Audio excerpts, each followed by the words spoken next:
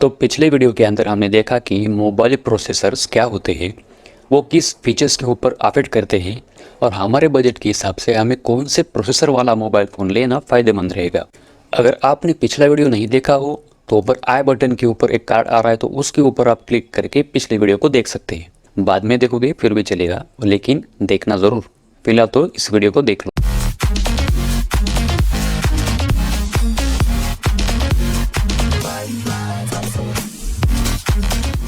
Hello दोस्तों, मैं हूं एनिमिक्स। आप देख रहे हैं पेयर टीवी और इस वीडियो के अंदर हम जानेंगे मोबाइल सॉफ्टवेयर्स के बारे में। तो वीडियो के साथ लास्ट तक बनी रहिए ताकि सारी चीज़ों के बारे में अच्छे से आपको नॉलेज मिल सके। अब दोस्तों, मोबाइल के अंदर बहुत से अलग अलग हार्डवेयर होते हैं, ये तो हमने पिछली वीडियो के अंदर देख लिया था। लेकिन बिना सॉफ्टवेयर के इन हार्डवेयर का कोई भी मतलब नहीं है, मतलब कि ये कुछ काम के ही नहीं है। यानी कि जब तक हम इन सॉफ्टवेयर को और हार्डवेयर को एक दूसरे से कमांड के थ्रू नहीं जोड़ते हैं, तब तक हार्डवेयर से कोई भी इनपुट हमें नहीं मिलता है। अब मोबाइल के अंदर ये जो सॉफ्टवेयर होते हैं दोस्तों, तो ये अलग अलग ऐप्स और प्रोग्राम के फॉर्म के अंदर होते हैं। यानी कि हर चीज़ के लिए एक अलग सा हमें सॉफ्टवेयर की ज़रूरत, यानी कि ऐप की ज़रूरत पड़ती है। कैमरे से फ़ोटो खींचना हो तो कैमरे का ऐप, म्यूज़िक सुनने के लिए एक म्यूज़िक प्लेयर का ऐप, वीडियो देखना हो तो एक वीडियो प्लेयर का ऐप, साथ ही साथ इंटरनेट भी चलाना हो तो मोबाइल के अंदर छोटे छोटे ऐप्स होते हैं या फिर प्रोग्राम होते हैं जो इंटरनेट की सेटिंग को कंट्रोल करते हैं। उसी के साथ अगर आपको कोई एडिटिंग करने का हो तो हमें अलग से photo editing app, video editing app की ज़रूरत पड़ती है और ढेर सारे अलग अलग काम के लिए हमें अलग अलग ऐप्स की ज़रूरत पड़ती है। अब दोस्तों, मोबाइल सॉफ्टवेयर सिस्टम जो होती है तो वो मेनली दो पार्ट के अंदर डिवाइड होती है। एक होता है ऑपरेटिंग सिस्टम या ओएस और दूसरा होता है यूज़र इंटरफेस या फिर यूआई।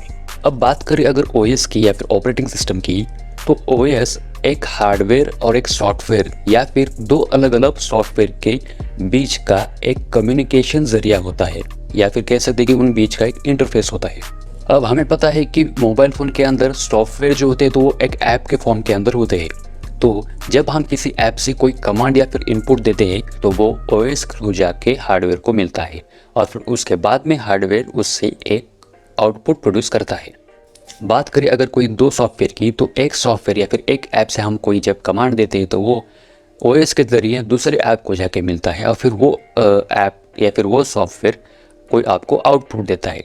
जैसे कि कैमरा ऐप के अंदर हम फोटो बटन पर क्लिक करते हैं तो फिर वो कमांड ओएस के ज़रिए जाके कैमरा के हार्डवेयर को मिलती है, फिर हार्डवेयर उससे फ़ोटो को खींचता है और वो उसको मोबाइल के अंदर सेव करता है। बाद में यही फ़ोटो को ओएस कमांड के थ्रू स्क्रीन के ऊपर हमें डिस्प्ले करके दिखाता है। उसी तरह जब हम म्यूज़िक प्लेयर के अंदर प्ले बटन को दबाते हैं तो वो कमांड ओएस के थ्रू जाके स्पीकर को मिलता है और स्पीकर ऑडियो के फॉर्म में आउटपुट देता है। अब बात करें ऐप टू ऐप और सॉफ्टवेयर टू सॉफ्टवेयर की, तो जब मोबाइल स्टार्ट होता है तो ओएस भी उसके साथ ही साथ शुरू हो जाती है और वो खुद से फिर स्क्रीन को ऑन कर देती है। साथ ही साथ आपको अलग अलग ऐप को एक्सेस करने के लिए उनके आइकॉन्स को और उनके नेम को आपके स्क्रीन के ऊपर डिस्प्ले करती है। साथ ही साथ जब आप इंटरनेट चालू करने के लिए बटन के ऊपर दबाते हो, सेटिंग बटन के ऊपर दबाते हो, तो वो इंटरनेट राउटर को या फिर जो मॉडेम होता है तो उससे वो कम्युनिकेशन स्टार्ट कर देती है। अब दोस्तों, देखा जाए तो आज तक मोबाइल फ़ोन्स की अलग अलग और बहुत सारी ओएस डेवलप हो चुकी हैं, जैसे कि एंड्रॉयड ओएस, आईओएस, साथ ही साथ ब्लैकबेरी ओएस, सिम्बियन ओएस, फिर हमारी विंडोज़ ओएस। लेकिन दोस्तों, आज की डेट में 95% स्मार्टफोन जो है तो वो एंड्रॉयड ओएस के ऊपर काम करते हैं और बाकी के जो फ़ोन्स हैं दोस्तों तो वो आईओएस के ऊपर काम करते हैं। यानी कि जो एप्पल के प्रोडक्ट होते हैं, आईफोन्स, आईपॉड्स वगैरह, तो वो आईओएस के ऊपर काम करते हैं। अब दोस्तों, एंड्रॉयड ओएस को और एप्पल ओएस को थोड़ा सा कंपेरेटिवली हम जानते हैं, क्योंकि आज के डेट में यही दो ओएस सबसे ज़्यादा यूज़ के अंदर है और पॉपुलर है। तो एंड्रॉयड ओएस जो है तो एक ओपन सोर्स सिस्टम है, यानी कि इस ओएस को कोई भी यूज़ कर सकता है, उसके अंदर मॉडिफिकेशन या फिर चेंजेस कर सकता है और आगे किसी को वो डिस्ट्रीब्यूट भी कर सकता है। इसके लिए आपको किसी की ज़्यादा परमिशन नहीं लगती है। वहीं पर अगर बात करें आईओएस की, तो एप्पल अथॉरिटी के परमिशन के बिना उसके अंदर कोई भी चेंजेस या मॉडिफिकेशन को नहीं कर सकता। तो इसीलिए उसको थोड़ा सा क्लोज सिस्टम भी कहा जाता है। अब दोस्तों एंड्रॉयड ओएस को गूगल ने डेवलप किया है, तो इसकी वजह से आपको एंड्रॉयड ओएस के अंदर गूगल की कुछ सॉफ्टवेयर हमेशा प्री इंस्टॉल मिलते हैं, जैसे कि गूगल मैप्स, गूगल फोटोज़ या फिर गूगल क्रोम हो। वहीं पर अगर बात करें iOS की, तो iOS के अंदर आपको एप्पल ने डिज़ाइन किए हुए कुछ सॉफ्टवेयर इनबिल्ट मिलते हैं, जैसे कि इंटरनेट के लिए सफारी ब्राउज़र हो, ऐप्स और गेम्स के लिए एप्पल स्टोर हो, एक्सेट्रा एक्सेट्रा। अब दोस्तों एंड्रॉयड ओएस जो है तो एक ओपन सोर्स सिस्टम होने की वजह से आप उसके अंदर कोई थर्ड पार्टी ऐप्स को भी इंस्टॉल कर सकते हैं और उनको यूज़ कर सकते हैं। अब दोस्तों थर्ड पार्टी ऐप्स यानी कि जो गूगल प्ले स्टोर के ऊपर नहीं मिलते और बाहर इंटरनेट के ऊपर आप उसको कहीं से भी डाउनलोड कर सकते हैं, तो उनको थर्ड पार्टी ऐप्स कहा जाता है। लेकिन थर्ड पार्टी ऐप्स के साथ हमेशा वायरस अटैक का रिस्क होता है। वहीं पर अगर बात करें iOS की, तो एप्पल आपको थर्ड पार्टी ऐप को इंस्टॉल करने की परमिशन देता ही नहीं, इसीलिए आपको वायरस अटैक का रिस्क थोड़ा सा कम रहता है। अब दोस्तों एक छोटा सा कंपैरिजन और मैं आपको बताता हूँ कि जो एंड्रॉयड ओएस है तो वो दुनिया की 100+ लैंग्वेजेस को सपोर्ट करती है, वहीं पर जो iOS है तो वो सिर्फ 35+ लैंग्वेजेस को ही सपोर्ट करती है। दोस्तों इसकी वजह से दुनिया के मैक्सिमम लोग एंड्रॉयड मोबाइल फ़ोन्स को आसानी से इस्तेमाल कर सकते हैं। अब एंड्रॉयड ओएस के अंदर आपको कोई फाइल ट्रांसफ़र करने का है तो वो आप आसानी से फाइल ट्रांसफ़र कर सकते हो। साथ ही साथ हर चीज़ के अंदर आपको कस्टमाइजेशन के ऑप्शन भी एंड्रॉयड ओएस के अंदर ज़्यादा मिलते हैं।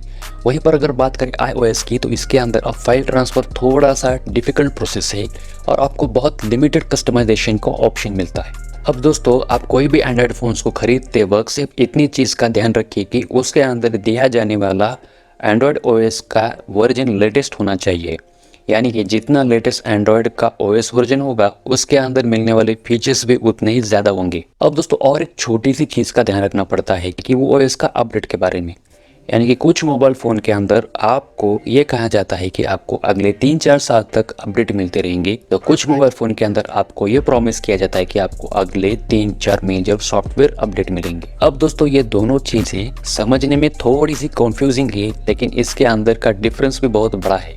वो कैसे? तो दोस्तों आज 2023 के अंदर एंड्रॉयड का 13 OS चल रहा है, जो सबसे लेटेस्ट है।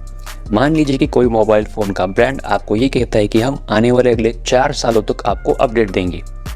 अब आने वाले अगर 4 सालों के अंदर एंड्रॉयड ओएस के सिर्फ 2 ही मेजर अपडेट आए, यानी कि एंड्रॉयड 14 और एंड्रॉयड 15, तो आपको बस आपका मोबाइल एंड्रॉयड 15 तक ही अपडेटेड मिलेगा। और अगर कोई मोबाइल ब्रांड आपको ये कहता है कि हम आने वाले 4 मेजर सॉफ्टवेयर अपडेट आपको देंगे, तो आपको 13 से लेकर 17 तक आपको उसके अंदर सॉफ्टवेयर ओएस मिली।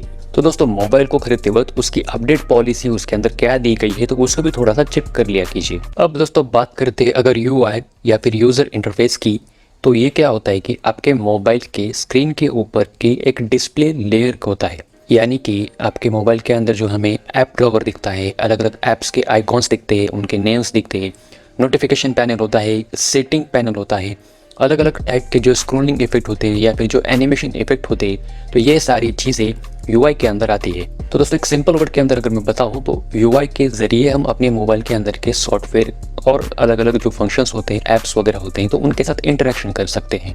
और दोस्तों अलग अलग मोबाइल ब्रांड के स्मार्टफोन के अंदर हमें अलग अलग टाइप की यूआई देखने को मिलती है, जैसे कि सैमसंग के फ़ोन्स के अंदर वन यूआई, शाओमी के फ़ोन के अंदर एमआई यूआई, अगर गूगल का फ़ोन होता है तो उसके अंदर स्टॉक एंड्रॉयड ओएस देखने को मिलती है, ओप्पो का फ़ोन होता है तो उसके अंदर कलर ओएस, वीवो का फ़ोन होगा तो फनटच ओएस, और जो वन प्लस के मोबाइल फ़ोन होते हैं ना, तो उनमें पहले ऑक्सीजन ओएस मिलती थी, लेकिन अब वो भी कलर ओएस के ऊपर काम करते हैं। अब कलर ओएस क्यों? क्योंकि जो वन प्लस के मोबाइल है तो उनकी पेरेंट कंपनी वन प्लस की ओप्पो है, इसलिए उसके अंदर ओप्पो का ही कलर ओएस हमें देखने को मिल रहा है आजकल। अब दोस्तों कुछ मोबाइल ब्रांड अपने यूआई को एंड्रॉयड ओएस के बेस के ऊपर डेवलप करते हैं, तो इसके लिए वो उनके यूआई के वजह वहाँ पर ओएस का नाम लिखते हैं, जैसे मैंने यहाँ पे बताया था कि कलर ओएस, गूगल के स्टॉक ओएस, फनटच ओएस। अब दोस्तों यहाँ पर मैंने कहा था कि गूगल के मोबाइल के अंदर स्टॉक एंड्रॉयड ओएस हमें देखने को मिलती है। अब दोस्तों ये स्टॉक एंड्रॉयड ओएस होती क्या है? तो इसके अंदर आपको कोई भी थर्ड पार्टी एप्लीकेशन या फिर कोई भी गेम वगैरह हो तो इनके अंदर प्री इंस्टॉल्ड नहीं होता है। साथ ही साथ जिसके अंदर एड्स हमें दिखाई नहीं देते हैं या फिर बहुत ही रेयर एड्स होती है, उसके साथ ही साथ उसके अंदर पर्सनलाइजेशन के ऑप्शन भी कम होते हैं, यानी ज़्यादा कुछ पर्सनलाइजेशन उसके अंदर नहीं किया गया हो। तो एक सिंपल वर्ड के अंदर स्टॉक एंड्रॉयड ओएस यानी आपको एंड्रॉयड ओएस का सबसे प्योर और क्लीन एक्सपीरियंस देने वाला ओएस होता है। तो चलिए दोस्तों, आज की वीडियो में बस इतना ही। होप करता हूँ कि मैंने आज की वीडियो के अंदर आपको जो भी बातें बताई हैं वो आपके लिए फ़ायदेमंद साबित होगी और आपको कहीं ना कहीं मोबाइल फ़ोन को बाय करते वक्त उसका फ़ायदा होगा। अब दोस्तों, अगर आपको वीडियो आज का पसंद आया हो तो उसको लाइक कीजिए, शेयर कीजिए, उसके ऊपर कमेंट्स कीजिए। साथ ही साथ अगर आपके कोई क्वेरीज होती हैं, कोई सजेशन होता है तो उनको भी कमेंट के थ्रू मुझको बताइए, मैं उनको सॉल्व करने का ट्राई करूंगा। और दोस्तों, अभी तक किसी ने चैनल को सब्सक्राइब नहीं किया है तो प्लीज़ चैनल को सब्सक्राइब भी कर लीजिए। तो दोस्तों, मिलेंगे अगले वीडियो के अंदर, तब तक के लिए good bye and take care.